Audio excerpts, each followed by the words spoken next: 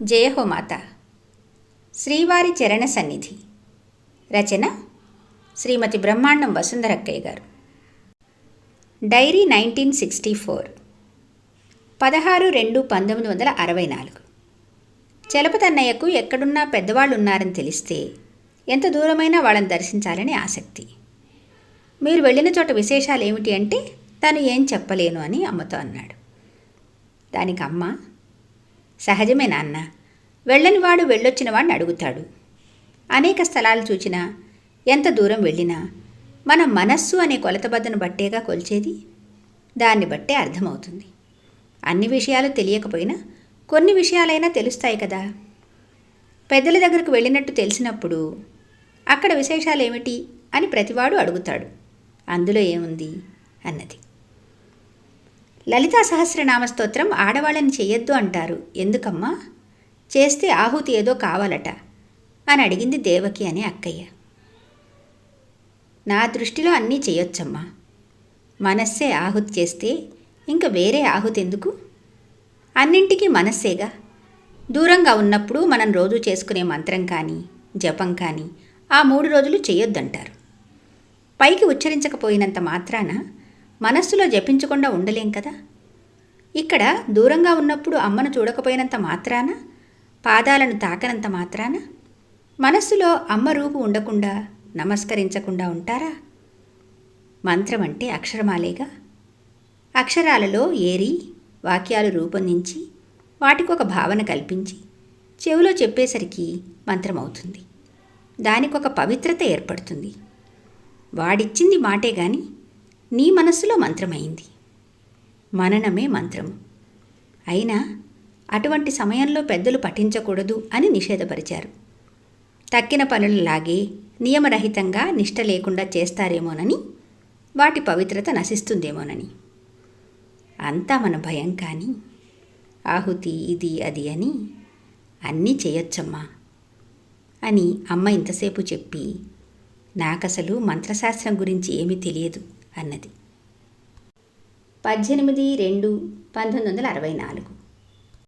అమ్మ సాయంత్రం 6 గంటలప్పుడు హాల్లోకి వచ్చేసరికి అమ్మ దర్శనార్థమై బెజవాడ నుండి 3 అన్నయ్యలు, బాపట్ల నుండి కొంతమంది అక్కయ్యలు వచ్చి ఉన్నారు.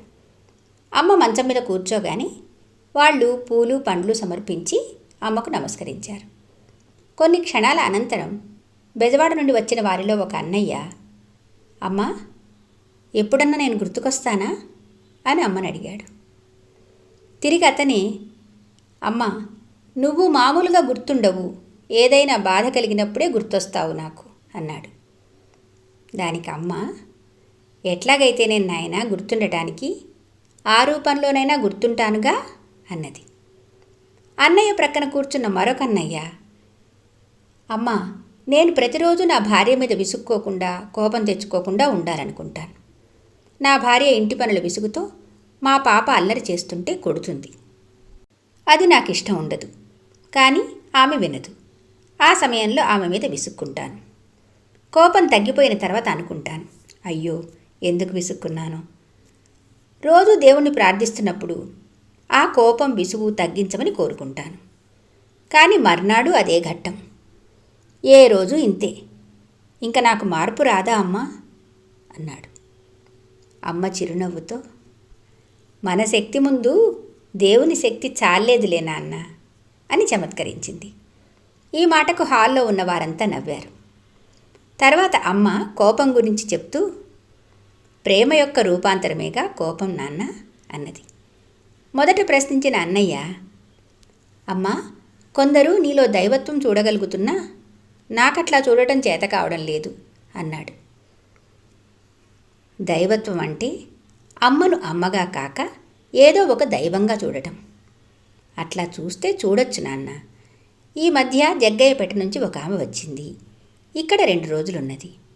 వెళ్ళిన తర్వాత ఈ ఆవరణను పద్ధతులను విమర్శిస్తూ ఒక ఉత్తరం రాసింది. ఆ ఉత్తరం చూచి ఇక్కడ అందరికీ కోపం వచ్చింది. కానీ ఆమె నన్ను విమర్శిస్తూ వ్రాసినా నన్ను ఈ రూపంలో చూడగలిగింది కదా. ఆమె లోపం ఏమీ లేదు. అమ్మను శుక్రవారం నాడు పూజిస్తే లక్ష్మీదేవి అనుకుంటారు. నాకు ఇక్కడ పూజ చేస్తున్నా అమ్మ అని చేస్తున్నారా పార్వతి అను, రాజరాజేశ్వరి అను, ఇంకా ఏవో వాళ్ళ ఇష్టదైవ రూపాల్లో చూస్తుంటారు. ఒక అబ్బాయి ఉన్నాడు నాన్న. అతను అమ్మను దేవుడితో పోల్చినా ఒప్పుకోడు. మీరు అనుకునే దేవుణ్ణి అమ్మతో పోల్చొద్దంటాడు.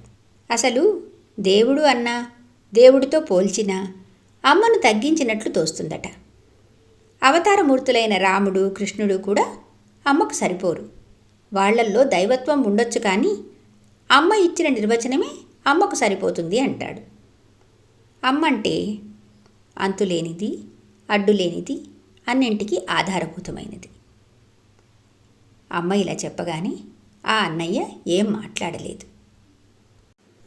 22/2/1964 నాన్నగారికి జ్వరంగా ఉన్నది. అందరి చేత పూజలందుకుంటున్న అమ్మ పతి సేవా ధర్మం ఆచరిస్తూ నాన్నగారి మంచం పక్కనే కింద నేల మీద పరుపు వేయించుకుని పడుకున్నది. 23/2/1964 ఇవాళ రామకృష్ణన్నయ్య అభిషేకం చేయాల్సిన రోజు.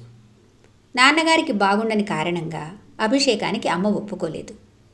గుడిలో శివలింగానికి అభిషేకం చేశాడు. నాన్నగారు అమ్మను అభిషేకం చేయించుకోమని చెప్పారు. అమ్మ నాన్నగారి మంచం పక్కనే పడుకున్నది. 25/2/1964 నాన్నగారికి బ్రెడ్ కాల్చిపెట్టమని చెప్పి స్వయంగా రొట్టెను ముక్కలు ఎలా చేయాలి, ఎలా కాల్చాలి అని చూపిస్తూ చెప్తూ తనే చేసి పెట్టింది అమ్మ.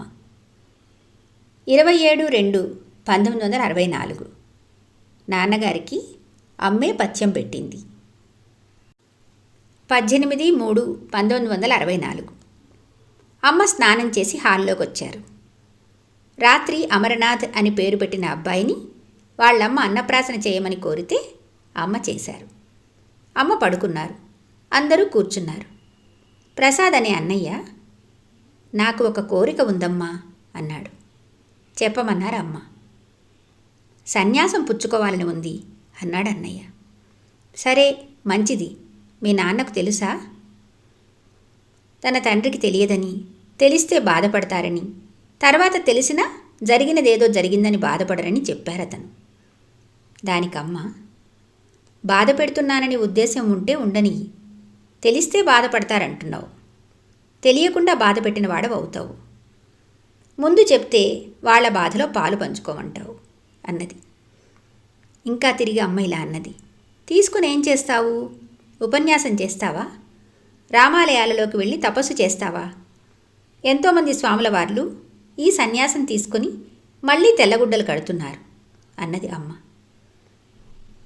ఇందులో దేనికోసము కాదమ్మా, ఎందుకో తప్పదు అన్నాడు అన్నయ్య. అమ్మ నవ్వుతూ, సరే, నేనిప్పుడు వద్దనడము, సన్యాసం పుచ్చుకోవటము అన్నీ మన చేతుల్లో పనా? తీసుకుందామని వెళ్తే ఆ సమయానికి ఆ బుద్ధి ఉండాలిగా. సన్యాసం అంటే అప్పుడే వరలక్ష్మి అమ్మకి కాఫీ ఇచ్చింది. అది తాగుతున్నారమ్మ. ఆ గ్లాసు చూపెడుతూ, సన్యాసం అంటే కాఫీ గ్లాసు చేతిలో పట్టుకున్నట్టే. తాగితే ఇంక గ్లాస్ ఎందుకు? వేసేది వేషం, అంతే కదూ అన్నారు. అన్నయ్యని ఆశ, భ్రాంతి, ఆశయము, మమత, రాగము అంటే ఏమిటని అమ్మ అడుగుతుంటే అన్నయ్య చెప్పలేక, అంతా మనస్సుకు సంబంధించినది అన్నాడు. వెంటనే అమ్మ, మనస్సునకు సంబంధించనిది ఏది అన్నది. ఇంతసేపు ఆ సంభాషణ వింటున్నా నిన్న గుంటూరు నుంచి వచ్చిన అన్నయ్య హృదయం, ప్రాణం గురించి ఏవో అమ్మని అడిగాడు. అమ్మ, మనస్సు అంతటా ఉన్నది కదా, కేవలము గుండె దగ్గరే కాక ప్రాణం కూడా శరీరం మొత్తంలో ఎక్కడుంది అంటే ఏమి చెబుతాము? తడిగుడ్డలో తడి ఎక్కడిది అన్నట్లు. మధ్యాహ్నం స్నానం చేసి హాలులోకి వచ్చి కూర్చున్నారు. గుంటూరు నుండి ఇందిరా, విద్యాధరి అనే 2 అక్కయ్యలు వచ్చారు. అమరావతి నుండి వచ్చిన అన్నయ్య అమ్మను కాసేపు చూసి, అమ్మ అనే పదానికి డెఫినిషన్ అంటే ఏంటి అని అడిగాడు. అమ్మ, నా ఉద్దేశ్యము అంతులేనిది, అడ్డులేనిది, ఆధారమైనది అన్నది. దానికి అన్నయ్య, నిజమే, జగన్మాత అంటారు అన్నాడు. అమ్మ, అంటే జగత్తుకు తల్లి, జగత్తుకు తల్లి కాదు, జగత్తే తల్లి. తల్లి లేనిది జగత్ ఎక్కడ ఉన్నది? ఆధారమైనది అంతులేనిది అన్నాను. పూలు ఉన్నాయనుకో, వాటికి దారం ఆధారం దండగుచ్చటానికి. పూలకి కొమ్మ, కొమ్మకి చెట్టు, చెట్టుకు భూమి ఆధారం. దీనికి అంతేమున్నది? సర్వానికి సర్వము ఆధారం. ఎక్కడికక్కడే అన్నింటికీ అన్నీ ఆధారం అని చెప్పింది. అన్నయ్య, జగన్మాతని ఆరాధన చేయాలంటే అచంచలంగా ఉండాలి అన్నాడు. ముందు ఈ ఆరాధన చేయడానికి ప్రేరణ ఏది కలిగించిందో అదే చేస్తుంది అని చెప్పిందమ్మ. మానవులు చంచల స్వభావులు కదమ్మా అన్నాడు అన్నయ్య. ఈ చంచల స్వభావులు కూడా అందులోదే కదా. జగన్మాతే, అమ్మే, అన్నీ ఆమె అనుకున్నప్పుడు ఇక అందులో ప్రమేయమేముంది? చంచల స్వరూపంగా ఉన్న అమ్మ ఎప్పుడూ అచంచలంగా చేసుకుంటుంది. నామాలలో కూడా అన్నారే, చపలాయై నమః, చంచలమైనమ్మ అని. విద్యాధరి వంక చూస్తూ, అమ్మ, నీవప్పుడు వ్రాసిన పద్యాలు ఇంకా ఉన్నాయి నా దగ్గర అన్నది. ఆమె నవ్వుతూ, అవి పద్యాలా అమ్మా, ఏవో మాటలు అన్నది. అంతేగా మరి, మాటలే. ఆ మాటలని కట్టుబాట్లలో ఉంచితే పద్యాలు. పదరాశి నుండి పదాలను ఏరుకొని కట్టుబాట్లలో వ్రాయటమేగా పద్యాలు అన్నదమ్మ. 1/5/1964 చీరాల ఆచార్యులు గారు అమ్మ లాకెట్స్ తీసుకొచ్చారు. అవి 2-3 మెడలో వేసి, కట్టించుకోండి ఎవరి చేతన్నా అన్నదమ్మ. అక్కడే ఉన్న నన్ను చూసి, ఏ నీకు కట్టాలా అన్నది. అమ్మ దగ్గరికి వెళ్ళి కూర్చున్నాను. అచ్చంగా సూత్రం కట్టించుకోవడానికి కూర్చున్నట్టు కూర్చున్నావే, ఇంకాస్త వంగు అని 2 ముడులు వేసి, మూడోది ఎవరి చేతన్నా వేయించుకో అన్నదమ్మ. ఏమిటమ్మోయ్, మూడోది ఇంకెవరో వెయ్యటమేమిటి, నువ్వే వెయ్యమ్మా అన్నాను. ఎవరూ వద్దనా నువ్వనేది అంటూ 3వ ముడి అమ్మే వేసింది. వద్దనే నువ్వు తప్ప నాకెవ్వరూ వద్దమ్మా అన్నాను ముప్పిరిగొన్న మనస్సుతో. 27/5/1964 అమ్మ వరండాలో దర్శనమిస్తున్నది. హైదరాబాద్ నుంచి ఓ కుటుంబం వచ్చి పూజ చేసుకుని వాళ్ల బాబుని అమ్మ చేతికిచ్చారు. అమ్మ ఎత్తుకొని తన మెడలో దండ తీసి బాబు మెడలో వేసి పూలు జల్లి ఆశీర్వదించి వాళ్ళమ్మకు ఇవ్వబోతే అమ్మను గట్టిగా పట్టుకుని వాళ్ళమ్మ దగ్గరకు రానంటాడు. అమ్మ ఒడి వదిలివేస్తే మళ్ళీ ఈ అవకాశం పోతుందేమోనని. పీపా నీళ్లకు వెళ్ళిన అమ్మమ్మగారమ్మాయి రాజ్యం నెహ్రూ చనిపోయినాడని రేడియోలో విన్నాం అని చెప్పగానే ఎక్కడి వాళ్ళక్కడ నిశ్చేష్టులయ్యారు. అమ్మ ముఖం చూచాను. చాలా ప్రశాంతంగా ఉన్నది. ఏది కదిలిస్తుందంటే మంచితనం కదిలిస్తుంది. పోయినందుకు కాదు ఏడుపు, ఆయన త్యాగానికి. కాలవకెళదాం అన్నదమ్మ. అమ్మ అన్నదట, పోయాడా అని, పోతాడా అని. ఎవరు అని గోపాలన్నయ్య అడిగితే ఏం లేదులే అన్నదట. అక్కడే ఉన్న రుక్మిణి అక్కయ్య బాధపడుతూ, ఎందుకన్నావు, నాకదే విచిత్రంగా ఉన్నది అన్నది అమ్మతో. బాగుందే, నాకట్లా అనిపించింది, ఏం చేయమంటావు అన్నదమ్మ. కాలువకు వెళదామని చెప్పింది. కాలువకి అందరం బయలుదేరాం. అమ్మ నాన్నగారికి చెప్పి వస్తానన్నది. నాన్నగారు అక్కడ లేకపోయినా పిలిపించి చెప్పి బయలుదేరింది. అమ్మ దర్శనార్థం వచ్చిన వాళ్ళు వాళ్ళ కారు ఎక్కమని అమ్మను అభ్యర్థించారు. రాధాకృష్ణారెడ్డి, ఓ అమ్మ అనసూయ, మాయమ్మ అనసూయ, జవహర్లాల్ మాయన్న ఎచ్చటనున్నాడే అని నామం చెప్పగా కొందరు నామం చేస్తున్నారు. కొందరు మౌనంగా నడుస్తూ కాలువకు చేరాం. అమ్మ కాలువలోకి దిగి గంధపు దండను ముట్టించి కాలువలో వదిలింది. ఆవు నేతితో ఒక జ్యోతిని వెలిగించి దానిని ఒక మామిడి పండు మీద కర్పూరం వెలిగించి వాటిని నీళ్లల్లో వదిలింది. మరొక మామిడి పండు కూడా వేసింది. అందర్నీ ఒడ్డుకు వెళ్ళమని 3 తడవులుగా నీళ్లల్లో కలిపింది. తన చీరలో నుండి ఒక నూలుపోగు తీసి వేసింది. కాలువలో చేయదలుచుకున్న కార్యక్రమం పూర్తి చేసి కాలువకు కుడివైపుగా 10 గజాల దూరంగా వెళ్ళి 2-3 నిమిషాలు చూసి ఎడమవైపుగా వెళ్ళి తన కోసం వేసిన కుర్చీలో 5 నిమిషాలు కూర్చుని తిరుగుముఖం పట్టింది. దారిలో కొంత దూరం తానే డ్రైవ్ చేసింది. ప్రకృతి కూడా తన సంతాపాన్ని తెలియజేసినట్లుగా ఉన్నది. ఎంతమంది పోవటం లేదు. ఆ వార్త వినగానే అమ్మ వెంటనే కాలువకెళ్ళి చేసిన విధానము అది చూస్తుంటే జవహర్లాల్ అమ్మ అనుగ్రహాన్ని పొందిన అదృష్టవంతుడు అనిపించింది. 28/5/1964 ఉదయం 7:30 అమ్మ దగ్గరకు వెళ్ళగానే అమ్మ అట్టు నోట్లో పెట్టి, "నువ్వు నెహ్రూని చూశావా?" అన్నది. "నేను చూడలేదమ్మా" అన్నాను. "నేను 2 సార్లు చూశాను" అన్నదమ్మ. "గాంధీజీని, పట్టాభిని నేనెవరినీ చూడలేదు, నిన్ను తప్ప." నాతో మాట్లాడుతూనే తెల్ల జాకెట్ ఒకటి నాకిచ్చింది. జాకెట్లు లేవు అమ్మకెట్లాగా చెప్పటం అనుకున్నాను. నేను చెప్పకుండానే మనసుని, అవసరాన్ని గుర్తించి ఇచ్చిందమ్మ. 12/6/1964 అమ్మ వరండాలో అటు ఇటు తిరిగి గదిలోకెళ్ళి కూర్చున్నది. వరలక్ష్మి కాఫీ తెచ్చిచ్చింది. అమ్మ కాఫీ తాగుతున్నది. గోపాలన్నయ్య కొబ్బరికాయ కొట్టి కొబ్బరి నీళ్ళు అమ్మకిస్తూ, "చూడమ్మా ఎంత తియ్యగా ఉన్నాయో, తీసుకోమ్మా" అన్నాడు. అమ్మ తాగి, "చాలా తియ్యగా ఉన్నాయిరా" అని కొబ్బరి చెక్క నోటితోనే కొరుక్కుంటున్నది. కుడి చేత్తో కొబ్బరి ముక్క కొరుక్కుంటూ ఎడమ చేత్తో కాఫీ తాగుతున్నది. "అదేంటమ్మా, ఒకవైపు కాఫీ, మరొక వైపు కొబ్బరి చెక్క, అదేం తినటం" అన్నాను. "నా జీవితం అట్లాగే ఉన్నది, రెండూ ఒకేసారి" అన్నదమ్మ. "ఏమిటా రెండు?" అడిగాను నేను. "ఒకటి సారాయి, ఒకటి అమృతం." "ఏది ఎవరికి?" అన్నాను నేను. "రెండూ నాకే" అంటూ స్నానానికి వెళ్ళిందమ్మ.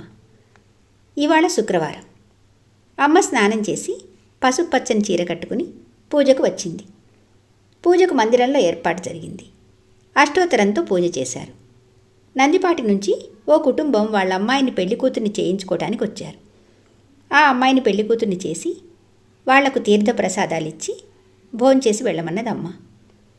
సాయంత్రం సంధ్యావందనమైనప్పుడు వరండాలోనే కూర్చున్నది. సంధ్యావందనం అవగానే అందరూ నమస్కారం చేసి వెళ్ళాక అమ్మ వాకిట్లోకొచ్చి అక్కడున్న హైమ భుజాల మీద చేతులు వేసి నుంచుంటే, "రుక్మిణక్కయ్య, ఇద్దరూ పొట్టే, ఇంకా కొన్నాళ్ళు పోతే హైమకు పొట్ట వస్తుంది" అన్నది. "హైమ ఈడులో నాకున్న పొట్ట కంటే హైమకు ఎక్కువే" అంటూ అమ్మ దేవాలయం వైపుగా వెళ్ళింది. సాయంత్రం అమ్మమ్మ ప్రేమకుమార్ని మందిరం పిట్టగోడ మీద కూర్చోబెట్టి బత్తాయికాయ వలిచి పెడుతున్నది. ప్రేమకుమార్ అంటే రామకృష్ణ అన్నయ్య కొడుకు. అమ్మ నేను అటువైపుగా వెళ్ళాం.